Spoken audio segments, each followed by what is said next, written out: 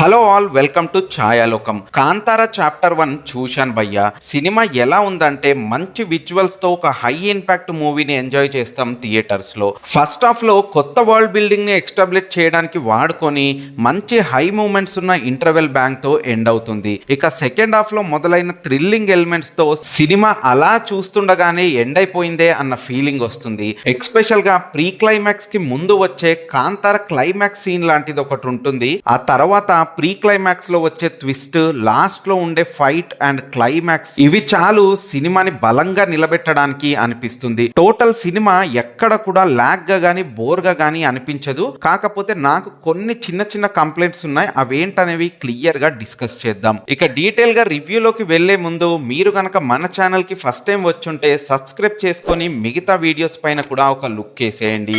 Cinema కథ విషయానికి వస్తే, సినిమా మొదట్లో కాంతారాలోని శివ చిన్నప్పుడు వాళ్ళ నాన్న మాయమైపోయిన ప్లేస్ కి వచ్చి ఇక్కడ నాన్న ఎందుకు మాయమయ్యాడు అని చూస్తుంటే ఒక తాత వచ్చి తనకు ఒక ద్వంద్వ కథని చెప్తాడు. ఆ కథ ఏంటంటే, కాంతారా అనేది మన పూర్వీకుల స్థలం, ఇక్కడ మంచి మసాలా దినుసులు ఉండేవి, అంతేకాకుండా ఇక్కడ మనుషుల్ని కాపాడేందుకు ఈశ్వరుడు తన గలాన్ని పంపుతూ ఉంటాడు అని చెప్తాడు. ఇక ఆ అడవి దగ్గరలోనే బాంగ్రా అనే రాజ్యం ఉంటుంది. గతంలో జరిగిన ఒక సంఘటన వల్ల బాంగ్రాకి కాంతారాకి మధ్య హద్దు పెట్టుకొని ఎవ్వరూ ఈ హద్దుని దాటొద్దు అనే నియమం ఉంటుంది. కానీ బాంగ్రా రాజ్యంలోని మూడో వారసుడు వేట కోసం ఆ కాంతారా అడవిలోకి వెళ్తాడు. ఇక ఆ తర్వాత కాంతారాలోని బెర్నీ అంటే మన హీరో కొంతమందిని తీసుకొని బాంగ్రాలోని బందర్కు వచ్చి వ్యాపారం చేయడం మొదలు పెడతాడు.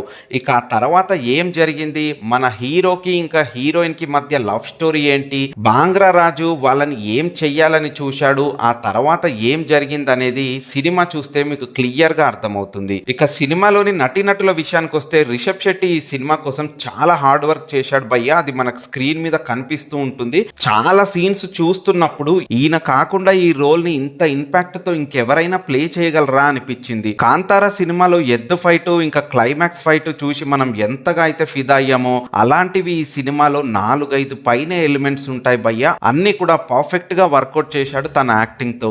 ఇక రుక్మిణి వసంతి సినిమాలో మంచి గ్లామర్ గా కనిపిస్తూనే మంచి ఇంపార్టెంట్ రోల్ ని ప్లే చేసింది. అది ఎంత ఇంపార్టెంట్ అంటే మీరు సినిమా చూస్తే ఖచ్చితంగా సర్ప్రైజ్ అవుతారు ఈమె క్యారెక్టర్ విషయంలో.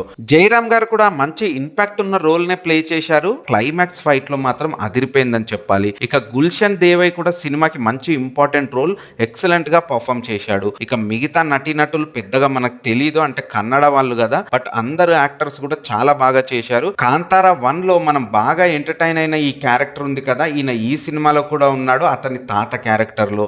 ఇక టెక్నికాలిటీ విషయానికి వస్తే సినిమాటోగ్రఫీ అయితే ఎక్సలెంట్ గా వర్కౌట్ అయింది భయ్యా. ప్రొడక్షన్ డిజైనింగ్ కూడా చాలా సూపర్ గా ఉంది. సెట్స్ అన్ని కూడా చాలా న్యాచురల్ గా ఉన్నాయి. మేజర్ పొజిషన్ అడవిలో ఇంకొక చిన్న రాజ్యంలో జరుగుతూ ఉంటుంది. ఇక మ్యూజిక్ అంజనేష్ లోకతా ఈ సినిమాకి బ్యాక్గ్రౌండ్ మ్యూజిక్ అయితే బాగానే ఇచ్చాడు. అయితే సాంగ్స్ విషయంలోనే కొంచెం డ్రాప్ అయింది. వరాహ రూపం సాంగ్ కూడా ఈ సినిమాలో మళ్ళీ ఉంటుంది, కానీ అది సేమ్ అదే పాటని మళ్ళీ ప్లే చేశారు. కొంచెం ఏమైనా డిఫరెంట్ గా ట్రై చేసి ఉంటే బాగుండనిపించింది. సినిమా ఎడిటింగ్ కూడా టూ గుడ్, చాలా బాగానే ఉంది. కాకపోతే రన్ టైం ఎక్కువ అయింది, బట్ అదంతా ప్రెషర్ గా అయితే ఏమీ తెలియదు. ఓకే, ఓవరాల్ గా గుడ్ అని చెప్తాను. ఇక coming to the writer and director Rishab Shetty. Rishab Shetty as a writer గా చాలా బాగానే సక్సీడ్ అయ్యాడు. కాకపోతే ఫస్ట్ హాఫ్ లో కొంచెం లాగ్ గా అనిపించిన డ్రామాని ఇంకొంచెం ఎంగేజింగ్ గా చేసి ఉంటే బాగుండని నాకు అనిపించింది. ఇంకో మేజర్ కంప్లైంట్ ఏంటంటే, సినిమాలో చాలా ఇంపార్టెంట్ డైలాగ్స్ ని, మేజర్ సాంగ్స్ ని కన్నడ లాంగ్వేజ్ లో మాత్రమే పెట్టాడు. అది వేరే లాంగ్వేజ్ ఆడియన్స్ అంతగా ఎంజాయ్ చేస్తారని నాకు అనిపించలేదు. సినిమాలో బ్రహ్మ రాక్షసుడు అని ఒక క్యారెక్టర్ అయితే వినిపిస్తూ ఉంటారు, అది ఎక్కడ కూడా కనిపించదు. దానికి సంబంధించి ఎలాంటి కన్క్లూజన్ కూడా ఈ సినిమాలో లేదు.